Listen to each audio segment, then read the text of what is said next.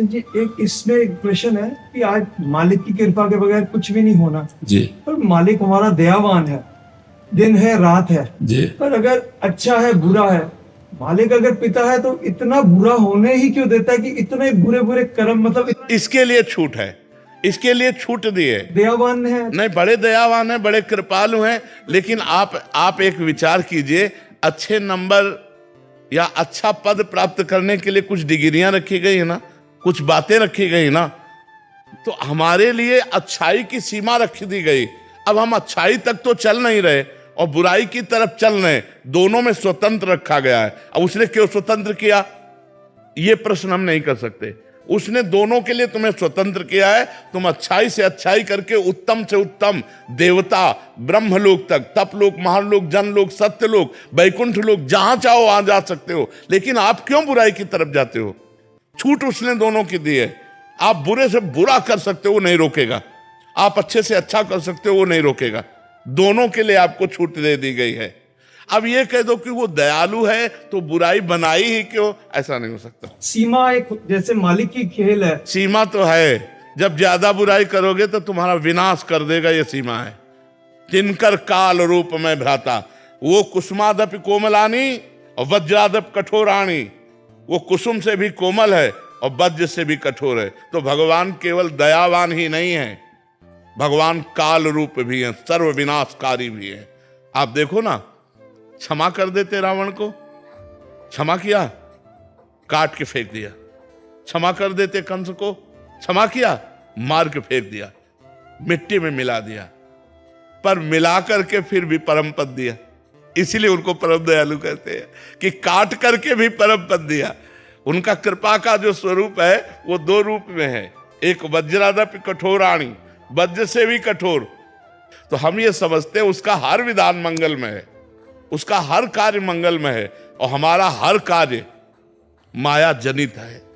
हमको होश में चलना है, नहीं हम वो विधाता। जैसे देखो, आप अच्छे कर्म करते हैं, जब हमारे बच्चे खेल में, तो प्रधानमंत्री उनसे बात करते हैं, प्रधानमंत्री लेकिन वही जब गलत काम करता है तो न्यायाधीश उसे फांसी दे देता है।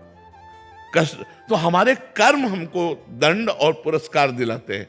परमात्मा ने कानून बना दिया, परमात्मा ने आपको छोड़ दिया कर्म करने के लिए। अब आप जो जैसा कर्म करेंगे वैसा आपको फल मिलेगा। अवश्य में भोक्तव्यम कृतम कर्म शुभाशुभ। अब वो इतना महान है कि अगर वो कि ये तुम कर्म नहीं कर सकते, वो रोकेगा तब जब आप उसकी शरणागत हो जाओगे, तब आपको रोक देगा। और जब उसके शरणागत नहीं होगे अहम में, तो दोनों की छूट है। आप चाहे जितना पाप कर लो, आप चाहे जितना पुण्य कर लो, हिसाब आपको भरना पड़ेगा।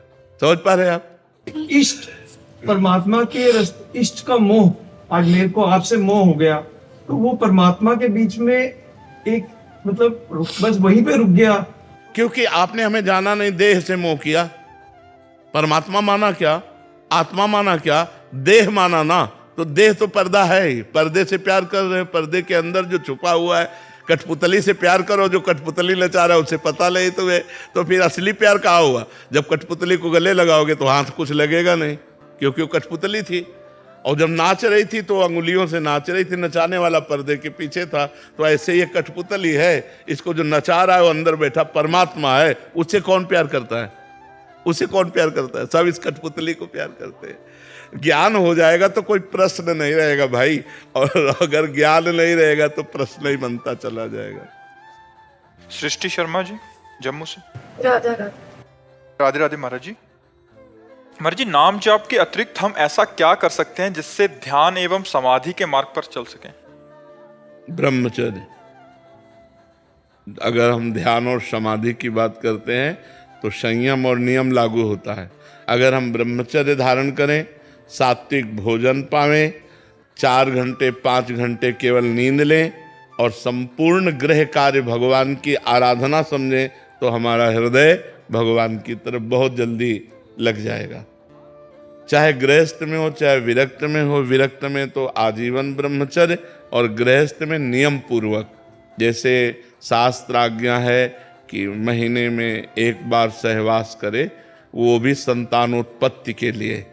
तो अगर हम ऐसा ब्रह्मचर्य रहें और हम पवित्र आहार करें, ये आज का जो चला है ये सब नहीं। रोटी दाल सब्जी शुद्ध पवित्र बनाकर भगवान को अर्पित करके पाया जाए तो हमारी बुद्धि शुद्ध होगी। बाजारू चीज़ें जो हैं ये सब रजोगुणी तमोगुणी हैं, इनमें सतोगुण नहीं, ना इनमें स्वास्थ्य ठीक रहेगा ना इनमें बुद्धि ठीक रहेगी। तो हमारा आहार शुद्ध हो, हमारे आचरण शुद्ध हो, हमारा विचार शुद्ध हो, तब हम परम शुद्ध परमात्मा की तरफ चल पाएंगे। यदि हम प्याज लहसुन मांस मछली अंडा और ये सब चीज, तो फिर भजन साधन की तो बात जाने दो, मनुष्यता भी नहीं रह जाएगी। ऐसे राक्षसी आचरण होने लगेंगे और समाज में हो रहे हैं। समाज में ऐसे आचरण बहुत हो रहे हैं जिनको राक्षसी आचरण कहते हैं। कई प्रकार की ऐसी राक्षसी वृत्तियां फैल रही हैं, जो थोड़े से धन के लिए दूसरे की हत्या कर देना। कोई माता बहन जा रही, उसकी चैन खींचा, वो मुंहभरा गिर कर कितना कष्ट पा रही, उससे कोई मतलब नहीं, वो उसकी चैन लेकर। ये राक्षसी वृत्तियां जो बढ़ रही हैं, आहार अशुद्ध है, व्यसन कर रहे हैं, तो उनके आचरण अशुद्ध हो रहे हैं। तो भाई अगर समाज आनंद लेना चाहती है, मस्त होना चाहती है, सुखी होना चाहती है, तो भगवान की शरण में और संत के वचनों को मानो और शास्त्रों की आज्ञा से चलो तो आनंदित हो जाओगे, नहीं तो कोई नहीं। अगर हमारा आहार शुद्ध है, आचरण शुद्ध है, तो हमारे विचार शुद्ध होंगे। वही हृदय भगवान में तन्मय होता है, वही निरंतर नाम जप कर सकता है। पापी हृदय में भगवान का भजन नहीं होता। पापवंत कर सहज स्वभाव, भजन मोर ते भाव न काऊ। जो पे दुष्ट हृदय सोई होई, मोरे सन्मुख आव के सो। अगर हमारे हृदय में दुष्टता रही, पाप भावनाएं रही, तो भगवान से हमारा हृदय जुड़ेगा नहीं, भगवान का नाम जप नहीं होगा। इसलिए पवित्र आचरण, पवित्र आहार, पवित्र विचार, तब परम शुद्ध परमात्मा का चिंतन होता है। समायरा भाटिया जी, जयपुर से। राधे राधे महाराज जी। महाराज जी, मेरा मन बाहरी मनोरंजन जैसे कि गाना सुनना, घूमना इत्यादि में बहुत लगता है। धन कमाने की बहुत इच्छा है। यही तो सबके हाल है, यही तो सबके हाल है। धन किसको अच्छा नहीं लगता। तो हम कहते हैं कि अगर संगीत ही सुनना है तो भागवतिक सुनो। जैसे राधा नाम को कई धुनियों में गाया जाता है, तो आपको फिल्मी धुनी सुनने की इच्छा है तो बहुत से भगवान नाम कीर्तनों को धुनियों में गाया जाता है, उसी धुनी में नाम को गुनगुनाओ ना, राधा राधा राधा, वो ही धुनियाँ सुनो, लेकिन नाम को उसमें जोड़ करके सुनो, तो हमें लगेगा कि वो भजन बन जाएगा, वो तुम्हारे जीवन को शुद्ध कर देगा। अगर यही सब बना रहा संसारिकता, तो फिर नष्ट हो जाता है जीवन। हमारा मनुष्य जीवन दुर्लभो मानुषो देहो, बहुत दुर्लभ है, लेकिन देहिनाम क्षण भंगुरा, एक क्षण में नष्ट हो जाने वाला है। तत्रापि दुर्लभम मन्येत वैकुंठ प्रिय दर्शनम। भगवान के प्यारे भक्तों का दर्शन, उनके प्रेमियों का जो संग, वो अत्यंत दुर्लभ है। क्यों? क्योंकि अगर प्रेमियों का संग मिल गया तो भगवान से प्रीति हो जाएगी। ये क्या है, आप सोचो, जो अभिनेत्री अभिनेता अभिनय कर रहे हैं, क्या वो सत्य अभिनय है? एक झूठे संसार में एक झूठी और बात, एक झूठे संसार में एक झूठी और बात। कौन सा सत्य है? अभिनय। पैसा दे के देखने जाते हो तो जो अभिनय कर रहा है वो केवल नाटक ही तो कर रहा है, और तुम उस अभिनय में लुभा करके अपने जीवन को गलत रास्ते पे ले जाओ तो ठीक नहीं है। अपने जीवन को ब्रह्मचर्य, सत्य, पवित्रता, परोपकार, इसकी तरफ ले जाना चाहिए। ये सुंदर जीवन मिला है पवित्र धर्म से चलने के लिए। आप फिल्मी गाना सुनोगे, फिल्म देखोगे, तो हीरो हीरोइन का रंग चढ़ेगा, वही सांसारिक रंग चढ़ेगा। क्लबों में जाना अच्छा लगेगा, तो हमें लगता है इससे आपकी मनुष्यता नष्ट हो जाएगी। देवत्व और भागवतिक बात तो जाने दो, जो हम देखते हैं, जो हम सुनते हैं, वैसा ही हमारा विचार बनता है। जैसे विचार बनते हैं वैसे ही हमारे आचरण होते हैं। इसलिए हमें चाहिए, हम शुद्ध विचार वाले बनने के लिए हम शुद्ध दृश्य देखें। देखो रामानंद सागर की रामायण देखो, भाव में भर करके आप महाभारत देखो, कृष्णा देखो। अगर आपको सीरियल ही देखने तो भागवतिक सीरियल देखो। क्या उसमें सुंदरता नहीं है? क्या उसमें रोचकता नहीं? अब देखो सुदामा चरित्र दिखाते हैं जब, तो हृदय एकदम पिघल जाता है। कितने भगवान करुणा में दौड़ पड़े सुदामा जी से मिलने। जब हम ये दृश्य देखते हैं तो हमें भगवान की याद आती, भगवान की करुणा याद आती, और हीरो हीरोइन को जब देखते हैं तो संसार याद आता है, संसारिकता याद आती है। तो हमें लगता है अगर हम टीवी देखें या मोबाइल में देखें तो संतों को देखें, संतों के चरित्र देखें, संतों के वचन सुने, और जो भागवतिक चरित्रों का अनुकरण किया गया है वो हम देखें। हम गंदी बात क्यों देखें, झूठी बात क्यों देखें? मन की सहज वृत्ति उस ओर आकर्षित हो। रोकना चाहिए ना। मन तो बहुत बदमाश है, ये तो कुछ भी कह देगा, हम इसकी हर बात थोड़ी मानेंगे, इसे रोकना चाहिए। और इधर लगता नहीं है। हाँ, नहीं लगाना चाहिए। लगेगा कैसे नहीं, जबरदस्ती लगाना चाहिए। हमारा मन है, हमारे अधीन होना चाहिए, हम मन के अधीन नहीं होना। हम कह रहे हैं ये घड़ी है, हमारा हाथ कह रहा छुओ, अब हम कह रहे नहीं छुएंगे, अब बार बार कहेगा छुओ नहीं छुएंगे, छुओ नहीं छुएंगे, क्या कर लेगा हम? घड़ी हमारे पास थोड़ी आ जाएगी। तो ऐसे ही हमारा मन कह रहा है ये भोगो, ये देखो, ये सुनो। तो हमें जब शास्त्र विरुद्ध बात लग रही तो हमें नहीं देखना, नहीं सुनना। देखो हमारे हर चीज में दो डिपार्टमेंट रखे गए, एक अच्छा और एक बुरा। जैसे भोजन, मांस जो खाना है वो बुरा भोजन है। 56 प्रकार के भोग ठाकुर जी के लगते हैं। आप अच्छे से अच्छा भोजन बनाइए, ठाकुर जी को भोग लगाए, पाइए, इसके लिए निषेध नहीं। अगर आपकी जबान पाना ही चाहती है, स्वाद ही लेना चाहती है, तो 56 प्रकार के भोग ठाकुर जी के लगते हैं। रसोइयों, जो रसोइया है उनसे मिलिए, आप अच्छे से अच्छे पदार्थ बनाइए, पाइए, बुरा भोजन मत। ऐसे ही दृश्य देखना है तो दो दृश्य है, एक अच्छा दृश्य, एक बुरा दृश्य। हम बुरा दृश्य ना देखें, हम परमार्थ की बातें देखें, हम संतों के चरित्र सुने, हम भागवतिक बातें देखें तो हमारे अंदर अच्छाई आएगी। ऐसे पूरे संसार को दो भाग में बांट सकते हो, कुछ अच्छे लोग हैं, कुछ बुरे लोग हैं। अच्छे लोगों की संगत करेंगे, अच्छे गुण आएंगे, बुरे लोगों की संगत करेंगे, बुरे गुण आएंगे। ऐसे हर बात है, अच्छी बात सुनना, बुरी बात सुनना, अच्छी बात देखना, बुरी बात देखना, अच्छा भोजन पाना, बुरा, अच्छा पेय पीना, एक से एक पेय है भाई। अनार का जूस है, सेव का जूस है, जो जो चाहो। जरूरी है तुम शराब पियो? तो हम बुरे आचरणों की तरफ हमारा जब मन जाए तो उसे हमें रोकना चाहिए, अच्छे आचरणों में हमें लगना चाहिए। राधे राधे महाराज जी। महाराज जी, एक बार मुझे जीवन में धोखा मिला। अब कोई अच्छा व्यवहार करता है तो भी मुझे झूठा लगता है, मेरा मन किसी पर विश्वास नहीं कर पाता। महाराज जी, ऐसे में मुझे आगे कैसे? भगवान पर विश्वास कर सकते हो आप, भगवान पर विश्वास कर सकते हो, बस भगवान पर करो। भगवान तुम्हारी रक्षा करेगा। कोई तुम्हारे साथ अविश्वास भी करेगा तो तुम्हें किसी भी तरह पतित नहीं कर पाएगा। भगवान पर विश्वास करो। हम बच्चापन से निकले थे 13 वर्ष की अवस्था से, और भगवान पे विश्वास किया तो सीम की चाप सके को उतासु, बड़ रखवार रमापति जासु।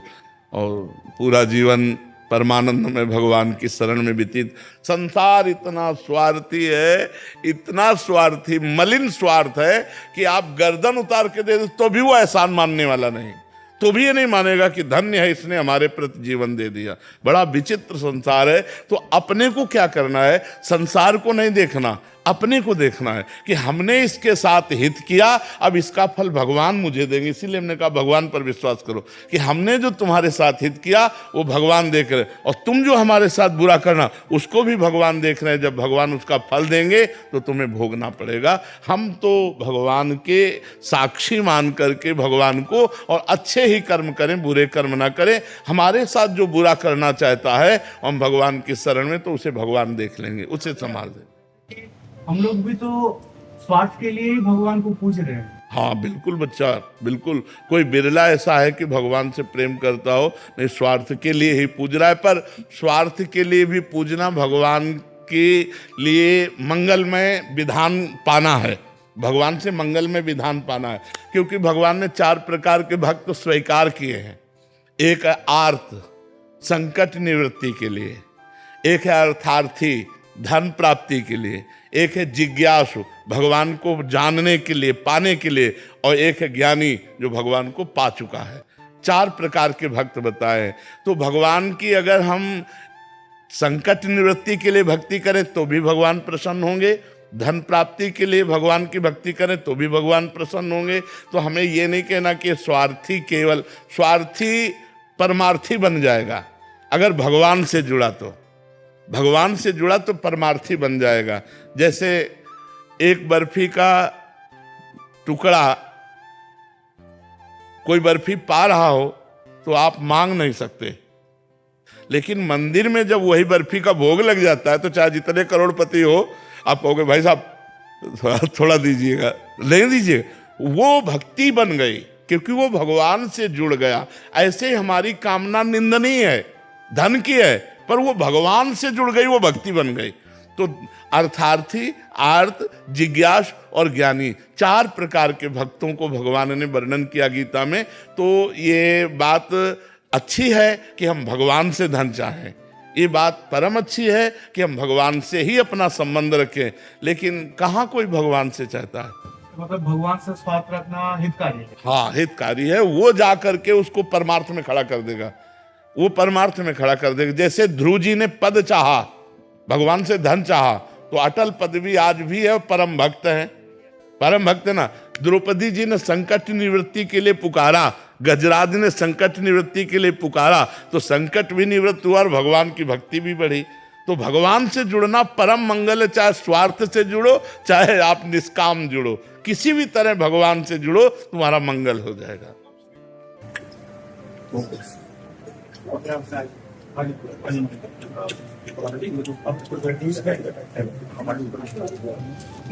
एक प्रार्थना स्वीकार करेंगे।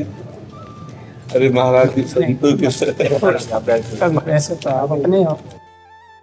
संतों को बोलो सदगुरुदेव भगवान की जय।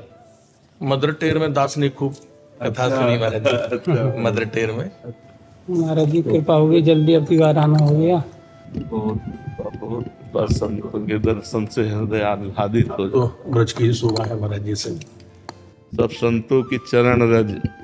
एक लोहा फुटपाथ में पड़ा था, पारस स्पर्श हो गए तो ठाकुर जी के मुकुट में लग गया, है ना। लो बेचारे लोहे का क्या, ये तो पारस का चमत्कार। तो आलय बसत संग पारस के, आयस कनक समान भयम, मांगो मन मनसि दासी अपनी करी, पूरन काम सदा। हम तो एक लोहा थे, श्री धाम की कृपा, रसिकों की कृपा, संतों की कृपा, कि उन्होंने ऐसा बना दिया कि ठाकुर जी के यश गान, ठाकुर जी का, नहीं तो माया का पंथ बड़ा विचित्र है, उससे निकल कर चलना ये केवल भगवान की कृपा, संतों की कृपा, गुरु जी की कृपा। इसमें कृपा के सिवा और कुछ नहीं, अपना कोई बल नहीं। मूकम करोति वाचालम पंगुम लंघयते गिरिम, यत् कृपातम हम वंदे परमानंद माधवम। ये भगवान की कृपा से ही अपने को साधु संग मिल रहा है, अपने को धामवास मिल रहा है, अपने को भगवत चर्चा सुनने और कहने का सौभाग्य मिल रहा है। संतों की कृपा से ही महाराज जी जो है ये ब्रज की शोभा हो रही है जी, और दूर दूर से इतने लोग आ रहे हैं जी, और बड़ी कृपा है, आपके दर्शन हुआ। महाराज जी साधक को जैसे राम मंत्र के जाप का निरंतर जाप भी होता रहे और सेवाएं सब चलती रहे, तो उसके लिए कुछ सबसे बड़ी बात है कि हमारी जिह्वा के अंदर पानी भी बिना ठाकुर जी को भोग लगाया न जाए। अगर हम अपनी बुद्धि को भगवदाकार बनाना चाहते हैं, रामाकार बनाना चाहते हैं, तो हमारी वैष्णव पद्धति में अमनिया पाना बिल्कुल निषेध है। तो ये ध्यान रखें कि हम जल भी बिना अर्पित किए ठाकुर जी को ना पाएं। यदि अपनी वैष्णव पद्धति से, अपनी वैष्णव मंत्र की बात हुई ना, तो हमारे जो वैष्णव आचार्य जन हैं उन्होंने आदेश किया है कि जलहू भूल न पीजिए, बिना लिए निज नाम। अब जैसे आपको पानी पीना है तो आप राम जी का ध्यान कीजिए और जय श्री राम, जय सिया राम बोलकर उनको जल अर्पित कीजिए और फिर पीजिए। उचित तो यह है कि जो विग्रह अर्चावतार में विराजमान है उनको जल का भोग लगा करके, पर जैसे ऐसी जगह हम हैं कि नहीं, तो फिर उनको भाव के द्वारा अर्पित करके। और भोजन तो बिना प्रसादी के पाना ही नहीं चाहिए। अगर ठाकुर जी का प्रसादी नहीं तो हम उपवास करेंगे, लेकिन हम ऐसा नहीं है कि हम अमनिया पालें। ठाकुर जी का भोग, हमने अपने बुजुर्ग संतों को देखा है, ठाकुर जी का नित्य चरणामृत और ठाकुर जी का उच्छिष्टामृत और ठाकुर जी की 4 प्रदक्षिणा, ठाकुर जी का स्तवन, ये हमारे जीवन की दिनचर्या बन जाए। और कभी भूल कर भी हम स्त्री संयोग ना करें, क्योंकि अगर हमसे पापाचरण हुआ तो हमारा मलिन मन मंत्राकार नहीं हो सकता। पापवंत कर सहज स्वभाव, भजन मोर ते भाव न काऊ। हमारे जीवन में ये 3 बाधाएं बहुत जोर की। एक तो स्त्री आकर्षण, क्योंकि हम त्रिगुण के अंतर्गत ही शरीर वाले हैं, कोई त्रिगुणातीत तो है नहीं। तो जब अंदर रजोगुण का प्रादुर्भाव होता है तो वो काम की तरफ आकर्षित करता है, और जब काम की तरफ आकर्षित होता है तो राम जी का विस्मरण हो जाता है, क्योंकि जहाँ राम तहाँ काम नहीं, और जहाँ काम नहीं राम। तो इसलिए सबसे पहला सूत्र रखा गया है कामिनी का त्याग। अगर गृहस्थ भक्त है तो अपनी पत्नी में केवल संतानोत्पत्ति के लिए शास्त्र आदेश करता है, और विरक्त भक्त है तो आजीवन स्त्री समाज का नमन करते हुए, जननी भाव रखते हुए, दूर से मतलब कभी सहवास ना संयोग बनने पावे। अगर स्त्री सहवास का संयोग होता रहा तो राम जी से प्रीति नहीं हो पाएगी। हम ये नहीं कहते कि दुर्गति हो जाएगी, इसलिए नहीं कहते दुर्गति हो जाएगी कि जेहि अघ बध्यो व्याध जिमि बाली, सोई सुकंठ पुनि कीन कुचाली, सोई करतूती विभीषण केरी सपल। जन अवगुण प्रभु, ये तो अब नहीं कह सकते कि शरणागत हो भगवान के, भगवान की शरण में हो कि अब तो दुर्गति तो नहीं कह सकते, पर प्रीति नहीं हो पाएगी। भगवान से प्रीति प्राप्त करने के लिए हमको कंचन, कामिनी और कीर्ति, इन 3 रागों का त्याग करना पड़ेगा, क्योंकि कंचन से राम नाम रूपी धन में प्रीति नहीं हो पाएगी। जो भगवान नाम मंत्राकार वृत्ति है ये हमारी छूट जाएगी। और अगर अपना जो ये वैष्णव शरीर है इसका यश होता है तो हमारे गुरु और इष्ट का होता है। अपने को ना मान ले, अगर अपने को मान लिया तो फिर सम्मानम कल्याति घोर गर्णम नीचा अपमानम सुधा, श्री राधा मुरली धरो भज सके वृंदा। फिर आपने विष खा लिया, सम्मान रूपी विष खा करके अभिमान रूपी उसका प्रमाद चढ़ा, तो फिर हम राम जी से प्रीति नहीं कर पाएंगे। यदि हम कंचन, कामिनी और कीर्ति से अपने को बचा लें और पवित्र भगवत प्रसादी से हमारा जीवन चले, प्रसादी वस्त्र, प्रसादी जल, प्रसादी भोजन और संत महापुरुषों की चरण रज हमारे माथे पे लगी रहे, तो भगवान का मंत्र स्वतः कृपा करके स्फुरित हो देगा। हमारे जैसे श्री सीताराम, श्री राधे श्याम का जाप चलते फिरते, हाँ, और जैसे राम मंत्र है जिसमें ओम लगा हुआ है, इसका इस जाप को चलते या हाँ चलते फिरते भी जपा जा सकता है। शरीर पवित्र हो, शौचालय और बाथरूम में 2 जगह केवल हम नाम और बकाया हर समय मंत्र जपने की चेष्टा करते हैं, क्योंकि परम पवित्र महान ये ब्रह्मा आदि के लिए भी दुर्लभ धाम है। ब्रह्मेश्वरादि सुदरूह पदारविंद श्रीमत् पराग परमाद्भुत वैभवाया सर्वार्थ सार रसवर्षि कृपार्ध दृष्टेश तस्या नमोस्तु वृषभानुभुवो महिमने। ये लाडली जू की चरण रज है, लाडली जू की क्रीड़ा स्थली वृंदावन वन जो है ये रास भूमि है। अब यहाँ हम निरंतर मंत्र जप कर सकते हैं, लेकिन हमारी पादुका लघुशंका और सोच वाली ना हो तो। यदि हम जिस पादुका से लघुशंका और सोच गए हैं वही पादुका है तो फिर हम मंत्र नहीं जप सकते। यदि हमारी और पवित्र पादुका है तो फिर हम मंत्र वृंदावन में टहलते फिरते भी जप सकते हैं गुरु मंत्र। और अन्य की तो बात नहीं कहते, अपने वैष्णव तो पवित्र ही रहते हैं, क्योंकि लघुशंका जाएंगे तो पवित्र आचरण करते हैं, शौच जाएंगे तो पवित्र आचरण करते हैं। तो अपने लोग तो चलते फिरते उठते बैठते हर समय मंत्र जप कर सकते हैं। केवल लघुशंका और जूठे मुंह और बाथरूम में जो हमारी क्रियाएं हैं उसमें है, हाँ, उनमें हम नाम का आश्रय लें।